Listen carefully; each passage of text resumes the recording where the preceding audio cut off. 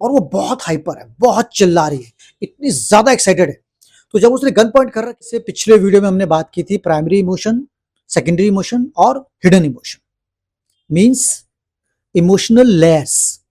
आज हम बात करेंगे इमोशनल ओवरलैप की, जहां पर किसी किसी सीन में एक साथ कई इमोशंस होते हैं जो एक दूसरे पर ओवरलैप करते हैं। इसको थोड़ा सा एग्जांपल से समझते हैं। एक फिल्म है जो ज्यादातर लोगों ने देखी होगी, टैरेंटिनो की है, पल्प फिक्शन। तो उसके अंदर एक सीन है शुरू शुरू में रेस्टोरेंट का, जहां पर एक गर्लफ्रेंड बॉयफ्रेंड बैठे हुए हैं और वो उसी वक्त प्लान करते हैं कि क्यों नहीं हम इसी रेस्टोरेंट को लूटते हैं। और वहां पर जॉन ट्रिवोल्टा, सैमुअल एल जैक्सन भी बैठे हैं।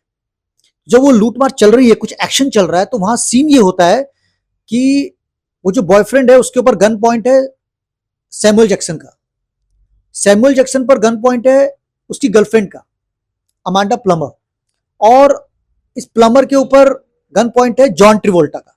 तो इस तरीके से एक चेन बन गई।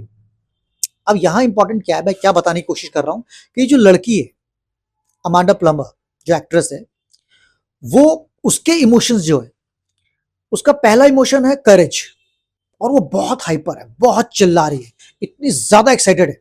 तो जब उसने गन पॉइंट कर रखी है तो उसका पहला इमोशन है करेज, और उसके ऊपर ही साइमल्टेनियसली ओवरलैप कर रहा है फियर।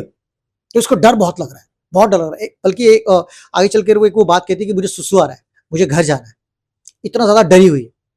और साथ ही साथ एक और इमोशन है लव का, क्योंकि उसको लग रहा है यार उसको वो मार ना दे, because she loves her boyfriend very much. तो ये तीन इमोशन एक साथ ओवरलैप कर रहे हैं। अगर आप किसी ने नहीं देखी तो इस फिल्म को देखना, तो आपको समझ में आएगा कि मैं क्या कहना चाह रहा हूं।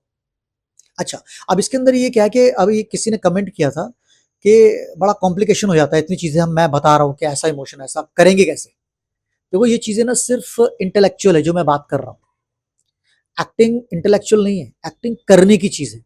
जब आप इनको सुनकर प्रैक्टिकल अप्लाई करोगे ना, तो आपकी समझ में आएगा कि क्या हो रहा है।